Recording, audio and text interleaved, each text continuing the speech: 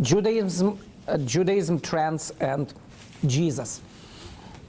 How many of you have had an encounter, at least one encounter, with a Jewish person in the last, let's say, 10 years?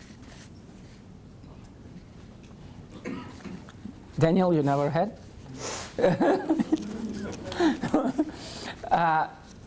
So, tell me a little bit about what affiliation with Judaism or with Jewish belief this person has that you met. It can be very religious through absolutely agnostic and atheist.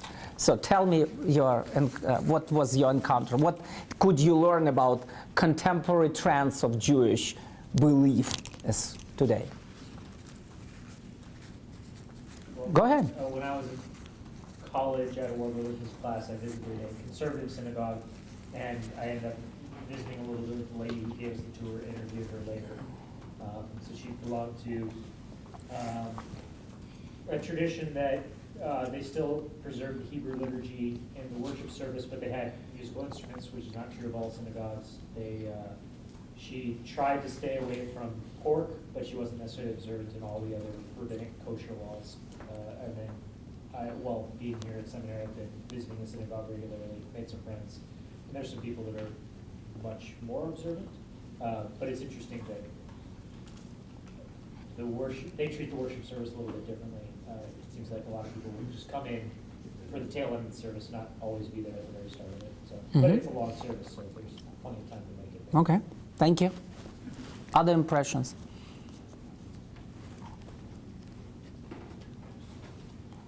Am I raising a question wrong, or you're too shy, or? Okay. That was a very flexible view of God. You can ask a non-religious, like a non-practicing, like secular Jew, what they think of God, and they'll be like, "Oh yeah, I mean, there's probably something up there, and maybe I'll be good, and when he chooses me, he'll be nice."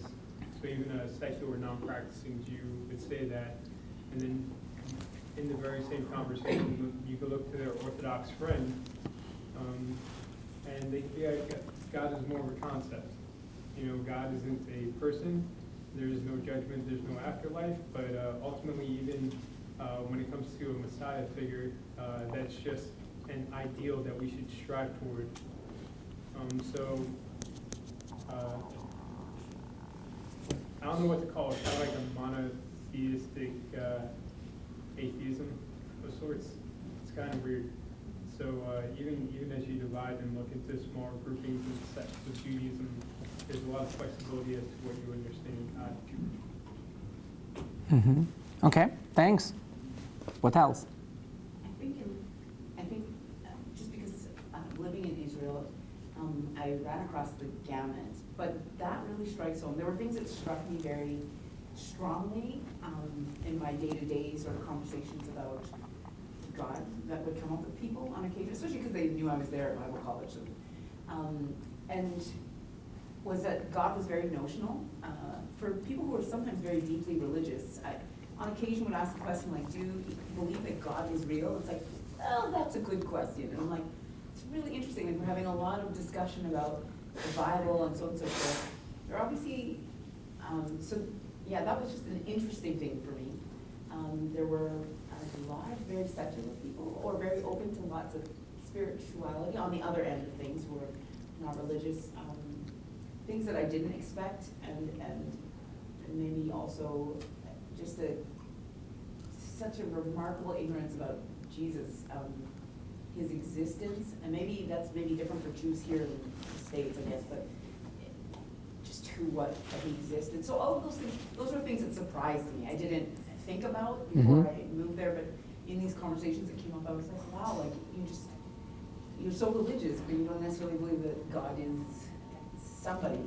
Sometimes they did, but sometimes it really was like, it's a good question. And I'm like, oh, it's kind of a theoretical question for you, although you're living this, and I lived in an Orthodox area, so often people were quite Orthodox or very, but so things were a little bit surprising. Good, thank you. Yes? My wife's sister-in-law is Jewish, and her brother is basically a non-believing person. But he respects us a lot, which is something that's grown from earlier days. So anyway, Anita is a wonderful woman. She really is. Great cook, too.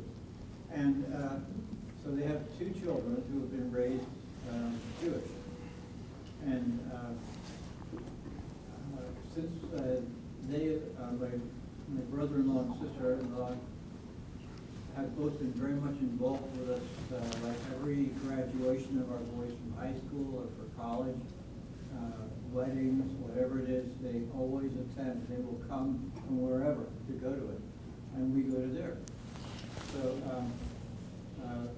one of the most interesting ones was being a part of both a bar mitzvah and then bat mitzvah as well.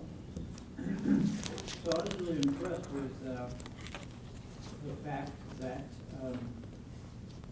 the young man took Hebrew from a senior member of the synagogue for maybe 2 years beforehand.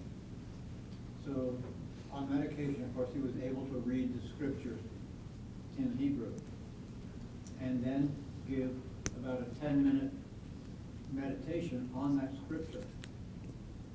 It was incredibly interesting. It was the question of Jacob and Esau, and the conundrum of why, in his mind, God chose Jacob over Esau. Mm-hmm. And he says, to me, Jacob is not the person to emulate. It's not the person I would have chosen to be the progenitor of the Jewish race and family.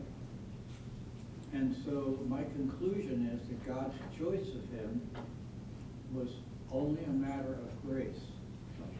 Whoa, no kidding. So he sort of got the point about God's work, that it's not always related to whether we deserve something or not. It has to do with God's sovereign will and grace. Mm-hmm. And that's at 14 years old. He had that perspective. Mm-hmm. Interesting. So, I did give him a Christian a Bible because I said, your dad is not Jewish, but he's been very supportive of you. But I think it would be a great thing to know what are the scriptures behind your father and what are the scriptures behind you. So commend it to you for reading. And I know that the rest of the family considers me to be practically a Christian rabbi. They've said that. And so it's nice to relate to them. Anita herself has said, I wish I had the kind of faith you've got. I can't muster it up. Cool. Those are statements that come up. That's good. There generally, we're talking about 3 different types of Judaism. The main stream of Judaism today is what? Reform. Exactly.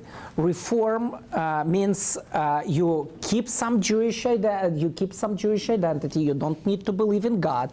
You just affiliate yourself with Jewish people, whatever it means. Seriously, my daughter, younger daughter, that was raised in our Messianic home with very strong Jewish identity, with love for God and Yeshua. Now she's in a secular university. She studies at University of Chicago, and at this university, it's very solid academic school. So there are tons of Jewish people, tons of Jewish students. And for Yom Kippur, the Day of Atonement, it's the day for Jewish people to go to a synagogue. It's like Christmas for liberal Christians. It's just one day a year you go to a church. So the same is with synagogue, Rosh Hashanah and Yom Kippur. So we go to synagogue, and there are like there is a liberal community center. So she went there.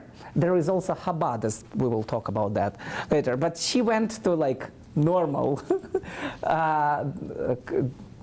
center. Jewish center on campus, and the woman rabbi preached there a sermon, nothing about God, just about being good, and nobody among the students, Jewish students, believes in God. So she had a couple of conversations. Why are you coming? Because it's Yom Kippur and I'm Jewish. What does it mean for you? Well, who cares? Just I'm Jewish. It's the way for me to be. So it's the mainstream of Judaism. Most of the majority of the Jewish people, like in the United States, they are very assimilated. And also in Israel. So they remember that they are Jewish, or like in Israel, Israelis, but they want to have easy Jewishness. So like whatever pleases me, whatever easier, whatever is nice for my family and for my life. But also, well, there should be something what makes me Jewish, like going to a synagogue once a year, or like participating in something. So many Jewish people, they would even not describe themselves as Reform. They just like, I identify myself as a Jew, but I don't believe in God, and I just practice whatever. That's the mainstream. The most famous stream of Judaism is Orthodox Judaism. Why? Because you can immediately notice that this one is Orthodox, because he or she is dressed in a certain way, right? So you see a man like in a white shirt, black suit, you know, it's an Orthodox. If there are pace or peyot or kippah or black hat, tzitzit stuff, so you immediately notice, oh, he is Jewish. While when you see somebody on the street or in a church, you never guess that he or she is Jewish, even if he or she is. Well, there are even DTS professors who are Jewish, but you would probably never guess who is Jewish here on campus. Why? Because they are not dressed this way. Now, one of the reasons I'm wearing kippah, for you to notice that I'm Jewish. It's like my sign of identification. I do it not to pretend, it's just like who I am. I don't want you to guess that I'm Jewish. I want you to see that I'm Jewish. Okay? But in Orthodox Judaism, you immediately see that he or she is Jewish and Orthodox. You know, like women in Orthodox Judaism, they dressed with like long sleeves, long skirts, and they have many in strict Orthodoxy, they shave their heads and they put how you call it? Viewing, yeah, and. Usually you can see that these women are Orthodox. The percentage of Orthodox Jews in comparison to the entire Jewish population is not too high. Probably like estimate like 10%, 15-20%, the maximum worldwide. But 10% it's probably a closer estimate even here for United States as of today. But it's the most prominent, visible. And then there is a smaller percentage, not smaller, something in between Orthodox and Reform, somewhere in between, called conservative Judaism, and they are not so Orthodox to be dressed and to be dressed this way and to believe in rabbinic tradition. But they are more conservative than the Reform Judaism, meaning the Torah is like, well, God gave Torah. Some mistakes are possible there, but still it's given by God. God exists. and we can adjust our lifestyle to the circumstances of today. By the way, the Reformed Judaism, they don't believe in, you don't need to believe in God. You can if you want to, but you don't have to. In Orthodox Judaism, you believe not just God and the Torah, but you also believe the rabbinic tradition. So the oral Torah, Mishnah, the entire Talmud, and the teaching of the later rabbis. So the Orthodox Jews, they go to a synagogue. The Reformed Jews, they go to a temple. And conservative Jews, they go to shul, usually. So it's, if you drive here in Dallas and you see, or somewhere, and you see temple, this and that, it's Reform. If you see a synagogue, it's most probably Orthodox. So just for you to determine where you're going, or just what is there in your neighborhood.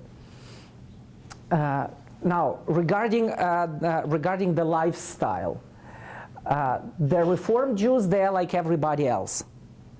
They're like normal people, very assimilated in many cases, or in most of the cases. But they are very good people. Good people, I mean, very high ethical standards. Even if you want, you can we can give you a link. You can download like Pew survey about American Jews, and you can notice that you can see the trends among the Jewish people, and you will see that most of the Jewish people, they're very like good people, helpful, fighting for human rights, justice. It's something what is of value for us. But it's mostly very Reform Jewish people, or very assimilated.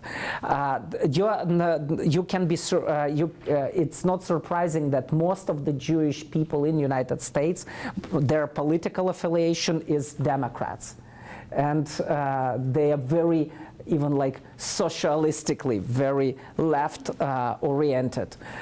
While Orthodox Jews, they're more like Republicans, and it's not that they are ethically not concerned, but they are more concerned about keeping their conservative lifestyle and living in their society. So the Orthodox Jews, they don't care about others too much. They care about their community.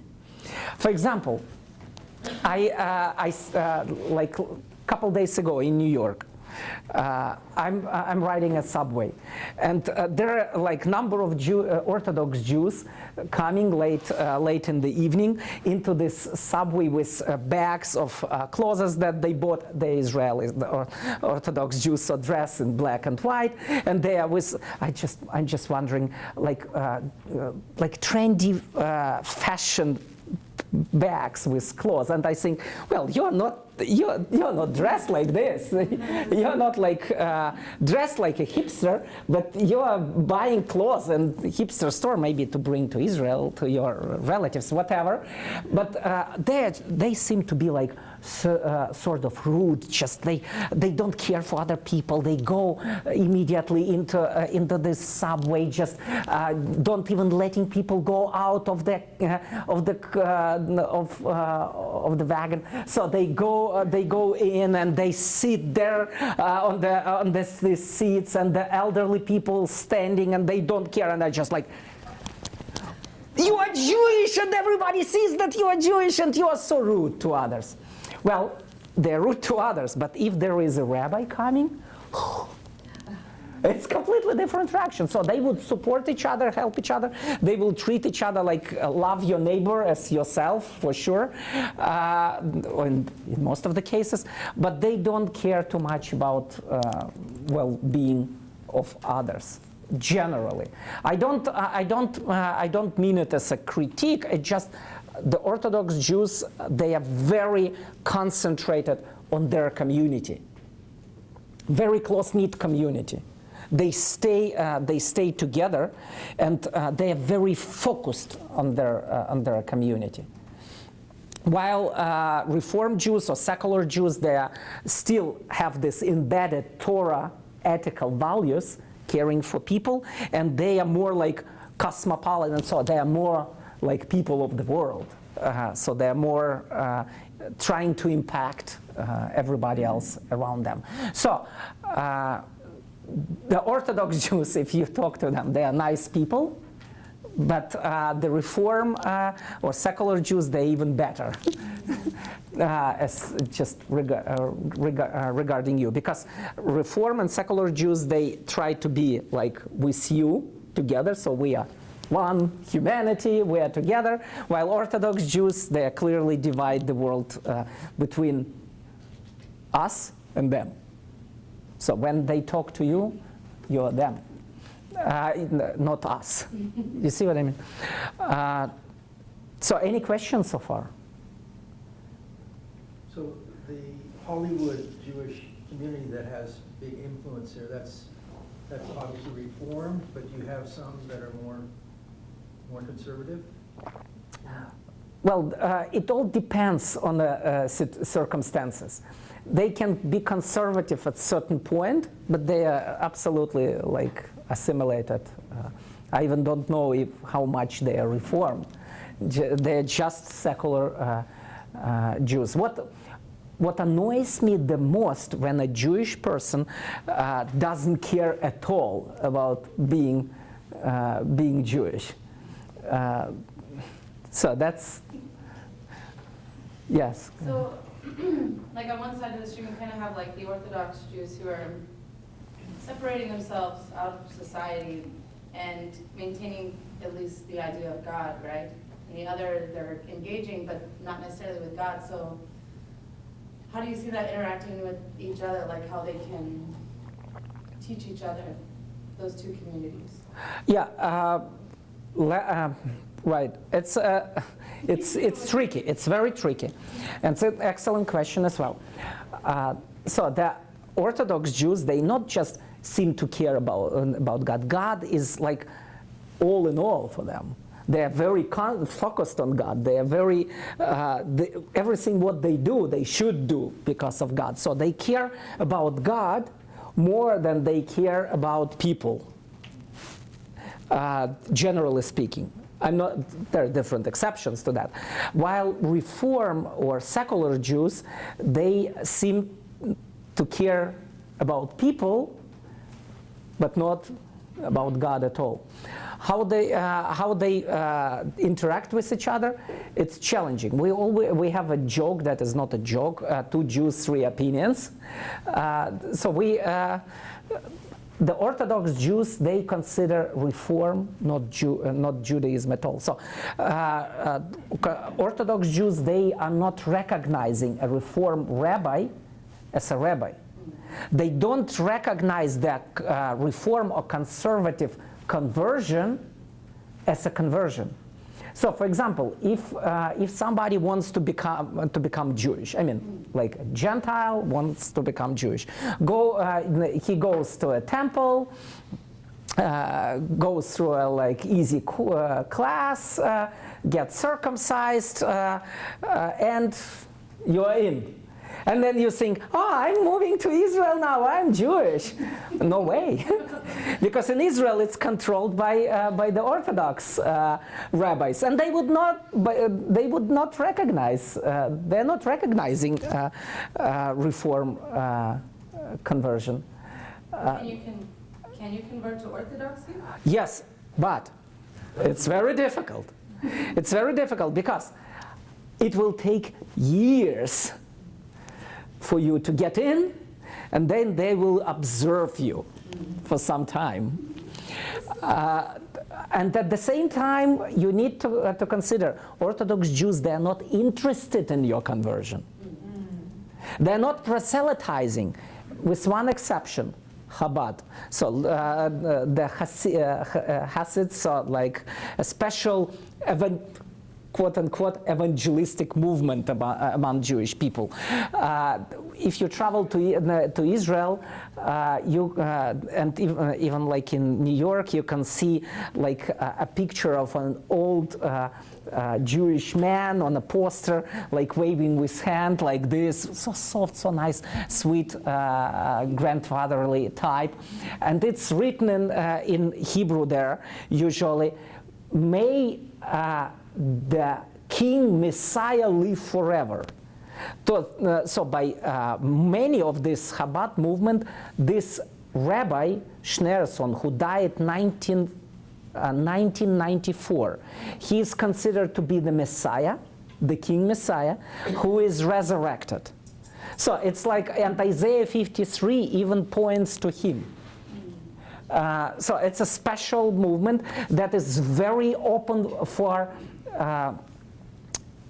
to evangelize, quote-unquote, Jewish people to get back, so reform, secular, to get back to Judaism. If you go to Israel or in some Jewish areas, you see the like book tables or the tables with fill-in with this prayer boxes there. And in all places, all possible places, the Chabad, they try to place this on a Jewish man to pray, because it's a fulfillment of a commandment.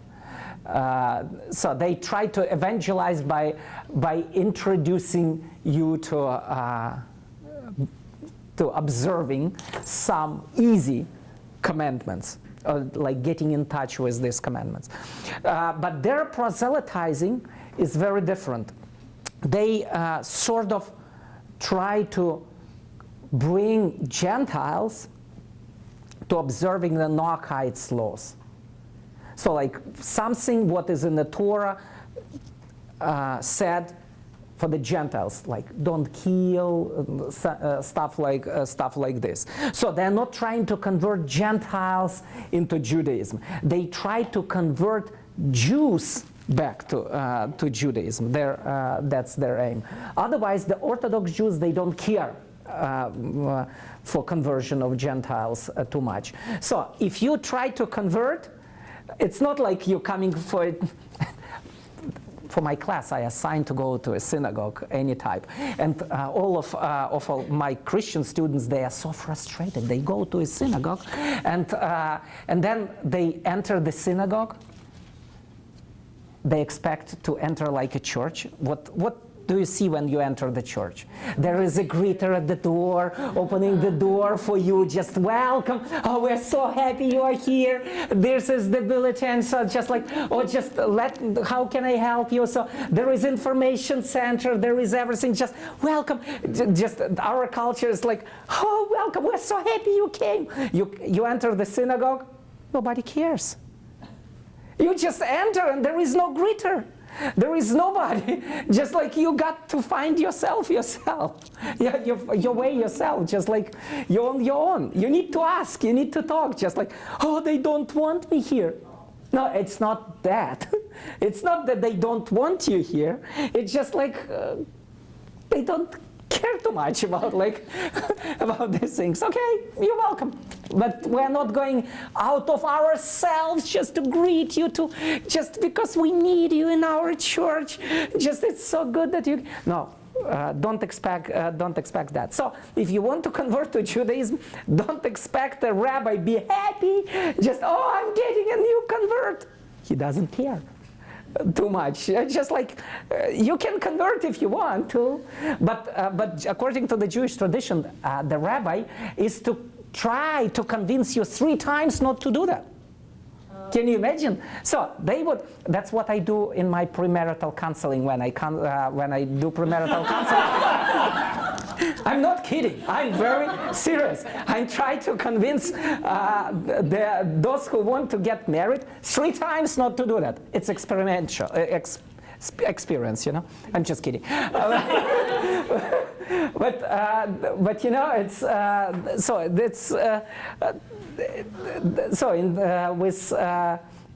Judaism, with Orthodox Judaism, it's very different. If you come to a Reform temple, well, you're a Gentile, well, come worship with us.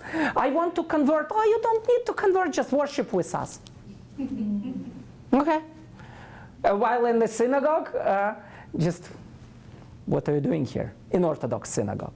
And please, if you go to an Orthodox synagogue, you need to wear a kippah in every synagogue, actually, or something on your head. You can have a hat, but you don't see a Gentile wearing a talit here.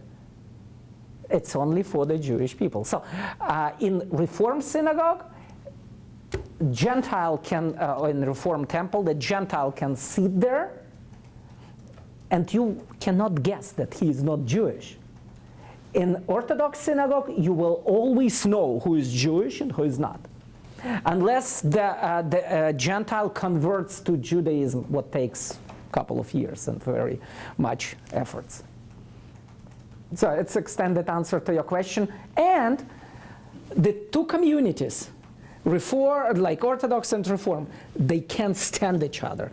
I mean, it's just like Orthodox, those are not the real Jews. They need to be brought into the Judaism, and the Reform. Those are arrogant, arrogant. They just like conservative, bad.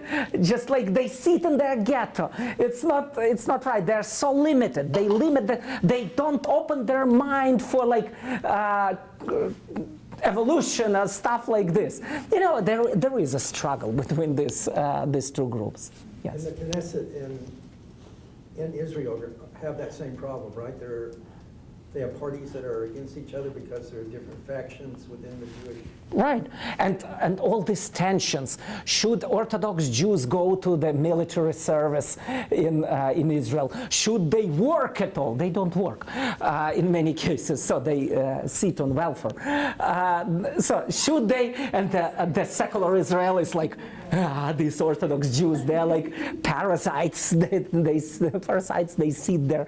And the Orthodox Jews, we are praying for this country. We are the reason for this country to exist. So we need more money to promote Judaism here. So it's like constant tension, constant struggle. So we're not getting along well. It's an answer to your question. Okay, other questions, comments? No, yeah, go ahead. I was interested, I read Mitch Ablon's book about Asher Lev, and the family lives in Brooklyn. They obviously are somewhere between conservative and ultra-Orthodox. And the father is a highly respected rabbi.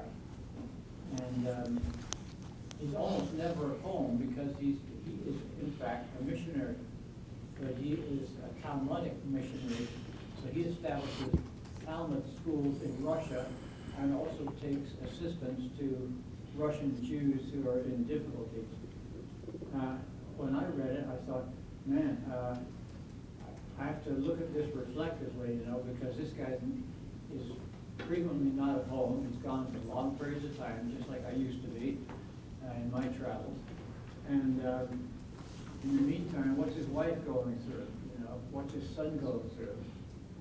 And his son wants to be and is a gifted artist, which is totally reprehensible to his father, and all of that. But the point is that the father does consider himself to have a missionary duty, but it isn't necessarily a duty to non-Jews.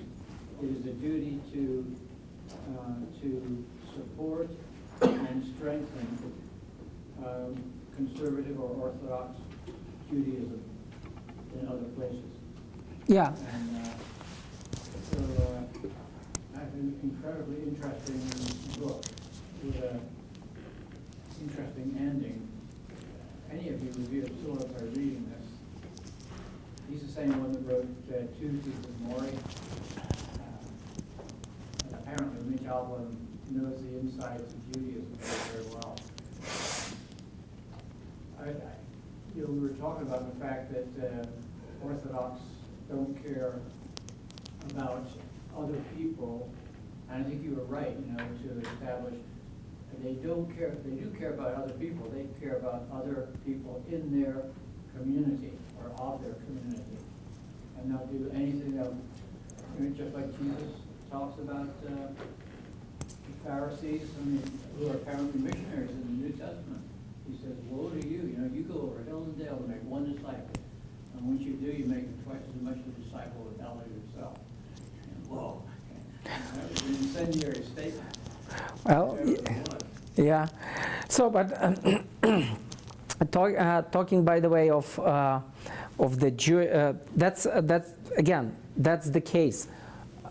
Missionary activity is to bring Jewish people to Orthodox Judaism. The trends in this regard, there are two major trends among Jewish people today. First is to become more secular and assimilated. It's a very strong trend to be like everybody else.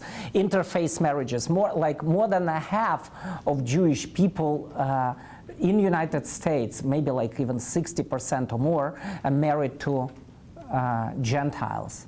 And their children are married to, probably they're going to marry also Gentiles. So the Jewish community assimilating itself very strongly in different places, especially in the diaspora, and also in Israel. In Israel, many Israelis, they even don't call themselves Jewish. They can tell, you're Jewish, we're Israelis.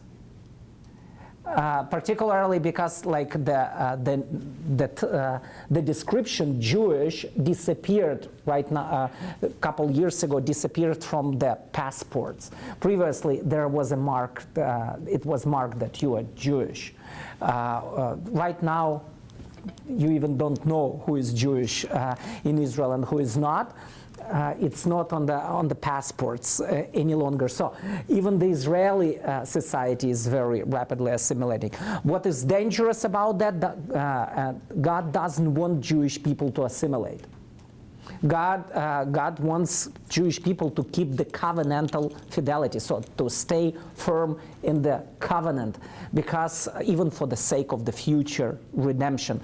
So assimilation, God doesn't allow assimilation of the Jewish people, even in the history. Every time we tried to assimilate, there was a problem. Starting with, with the time of Moses. Every time we tried to worship other gods or to abandon the God and the covenant with him, there was a trouble. There was a problem. So I'm afraid of new troubles coming to the Jewish people, unless Yeshua, Jesus, will come back soon. So there is new trouble coming. At the same time, this nihilism that, well, whatever you want to believe in, just believe whatever you want, etc., pushes Jewish community or push some Jewish people to come back to like strong Judaism, so to become very Orthodox. So the Orthodox community is also growing. So two communities are growing: secular, Reform, or assimilated Jewish community, and religious Jewish community. At the same time, you can notice what grows as well, the gap between the two. So the Jewish community in general is getting more polarized. And that's also not a good trend. It's like what we can observe in politics in the Western world today. So the gap between Reform or secular Jewish community and Orthodox community is growing. Any questions or remarks in this regard? Go ahead. One, what do you think, like, the difference, what is the difference between assimilating into the society and things like when they're in exile, supposed to support the community, or also welcoming people into their community, like, you know, when they marry someone else, but still bring them into the Jewish tradition. So you're not assimilating into them, you're bringing them into yours. And well, if an Orthodox Jew marry a Gentile, there is no way to get married in Judaism in Orthodox Judaism with a Gentile, unless a Gentile converts to Judaism. That's what I'm saying. Yeah. So and then converting to Judaism means both of them live like in Judaism. They stay in Judaism. In liberal, assimilated, Reformed Jewish community, that's fine. I mean, you can come to the temple anyway. So, if I understood your question properly. Well, I'm asking because, like you're saying, God doesn't want them to be assimilated. Yeah.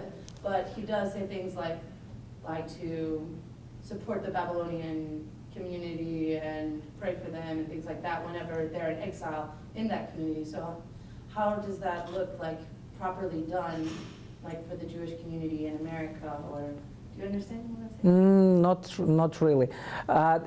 Like how the Jewish community reacts on assimilation? No. How can they be within the community and not become assimilated, but still be reaching out and still be a part of the community, but set apart? Are you talking about Orthodox Jews, secular, or Jewish believers in Jesus? So I think ideally, I think of Daniel, right, when he's going up to his room and praying.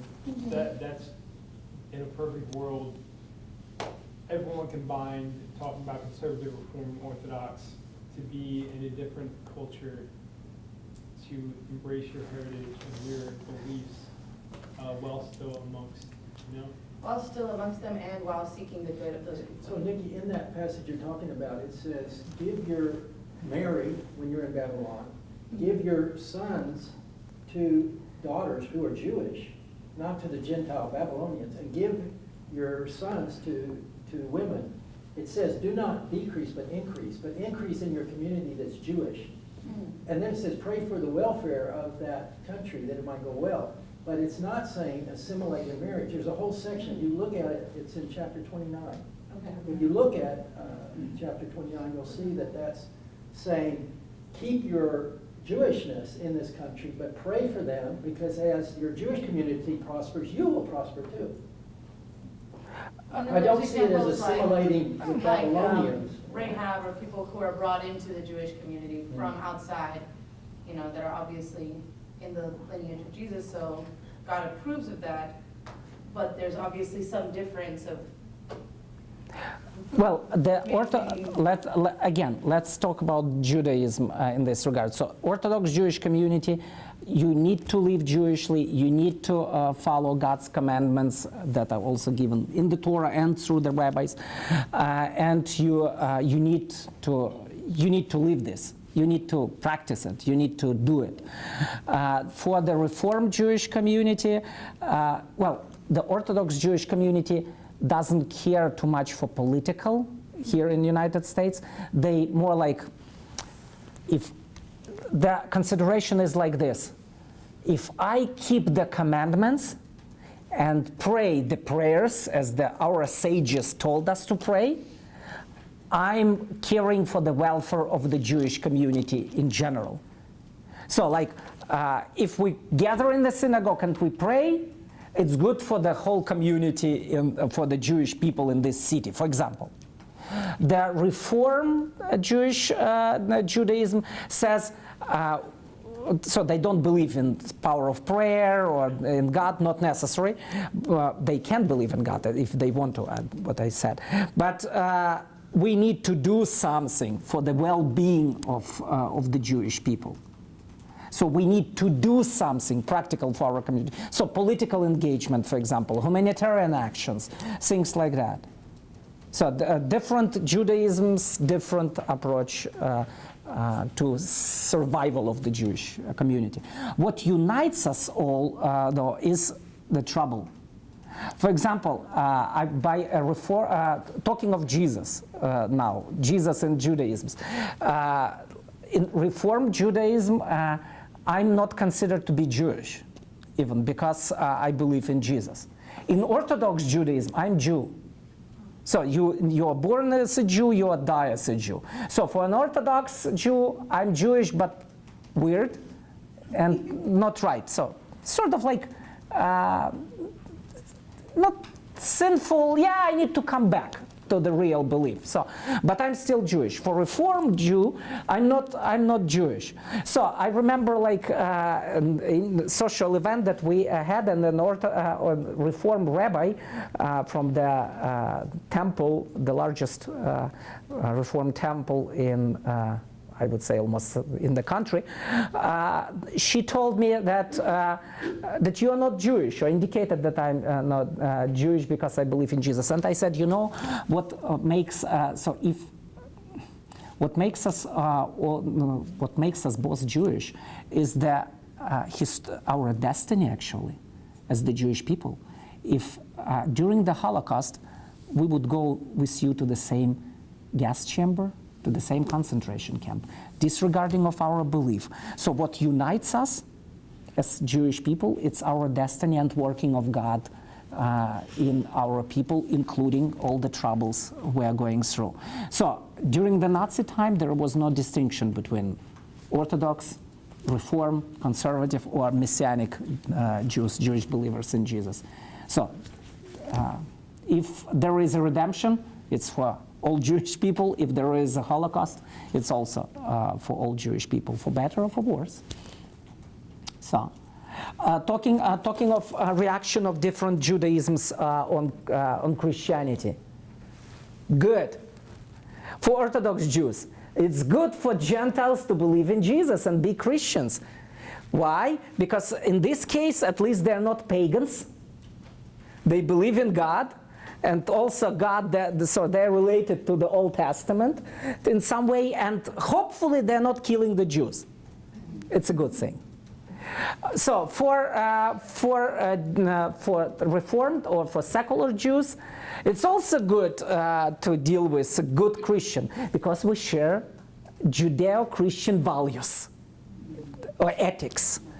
So it's like there, generally if you talk to a Jewish person and mention that you're a Christian, the reaction is going to be positive. So don't be afraid to mention that you believe in Jesus, because usually it's a good reference for the Jewish people. The not necessarily the liberal. Doesn't, no, as I said, for Orthodox, it's good if you believe in Jesus, or if it's good if you're a Christian, because you deal with sort of right God. So you're closer to His commandments.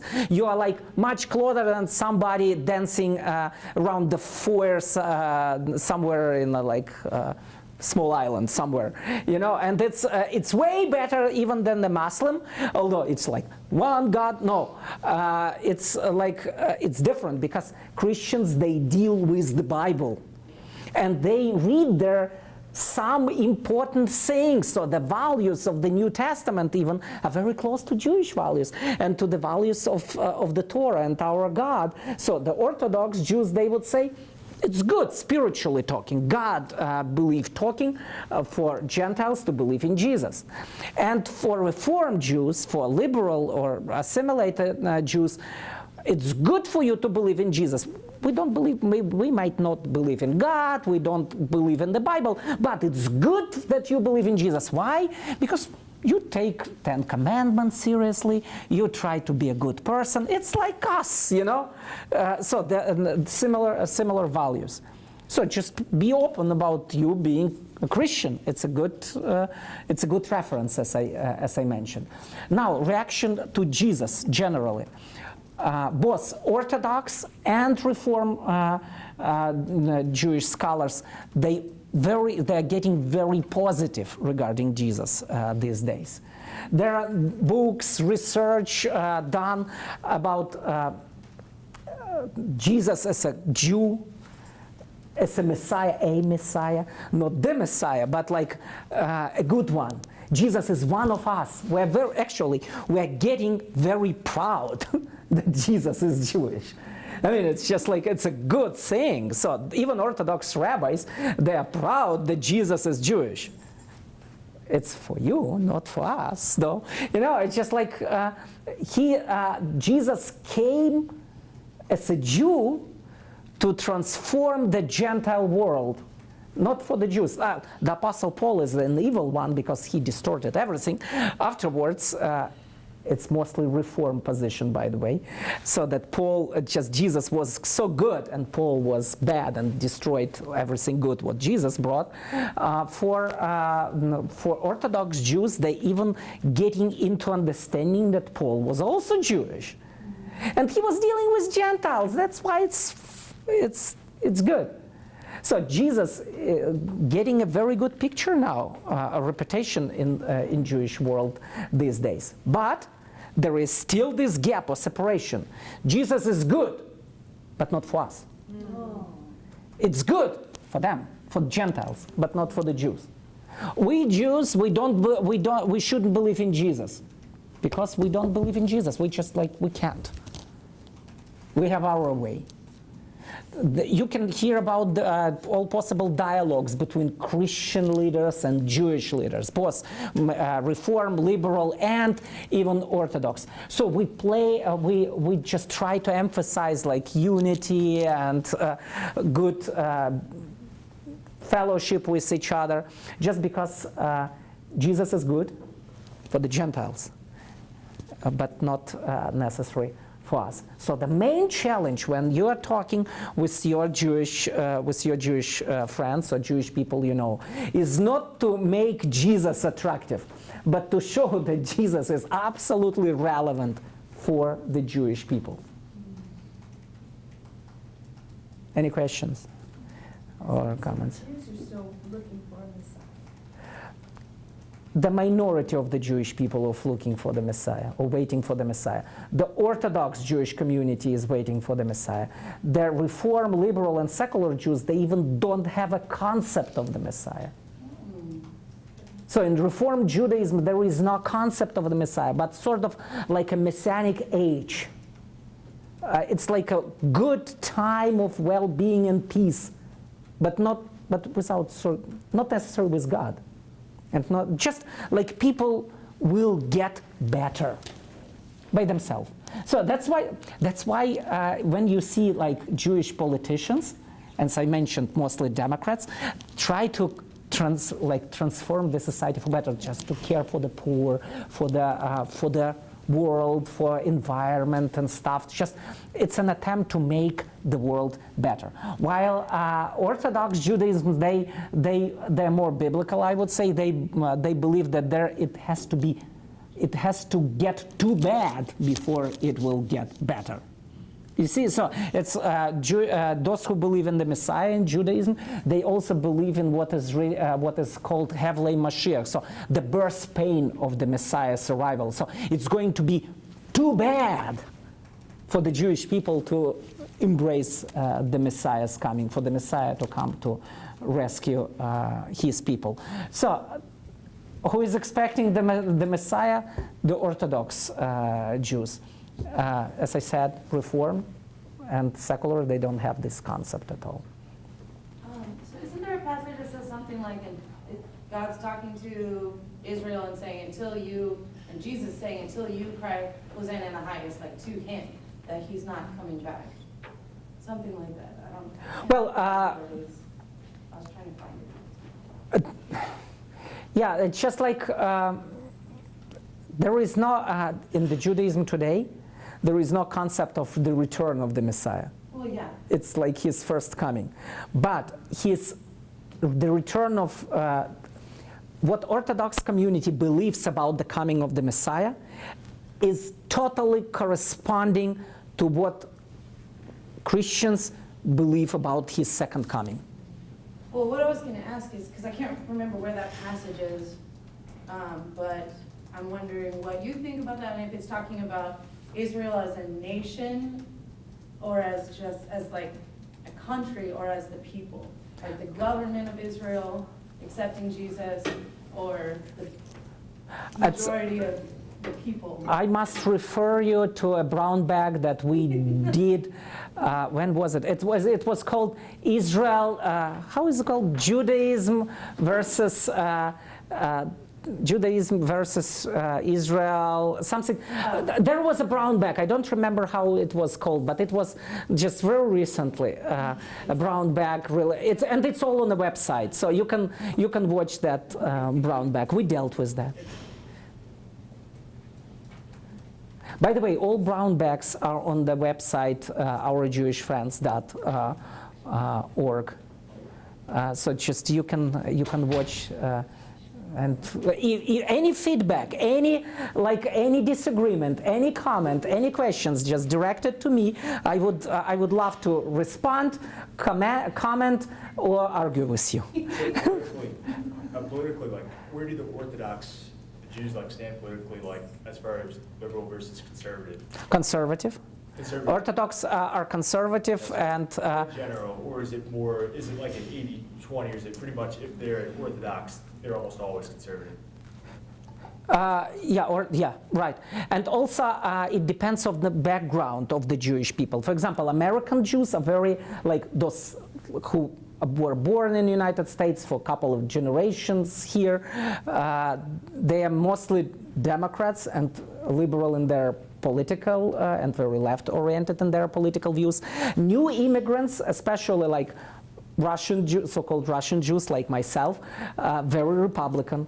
The Orthodox Jews, very Republican, and Jewish people from like South America, mostly also pretty Republican. So it all depends on the background the Jewish person comes from, like culture we were raised with. So, yeah, the last question, and then I will need to let you we can go. do it another time if you need to.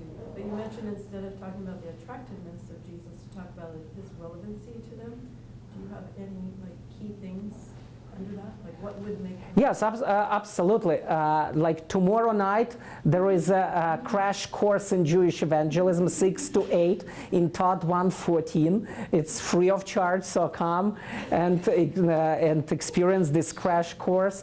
If you don't want crash course, but more extended course, it's online on ourjewishfriends.org. If you want the whole course, there is a class in winter semester called Ministry in Jewish Contexts.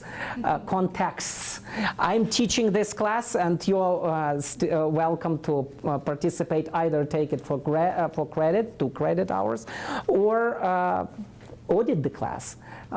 It's open for auditing students as well. So join me in this class in January, and stay tuned for more brown bags.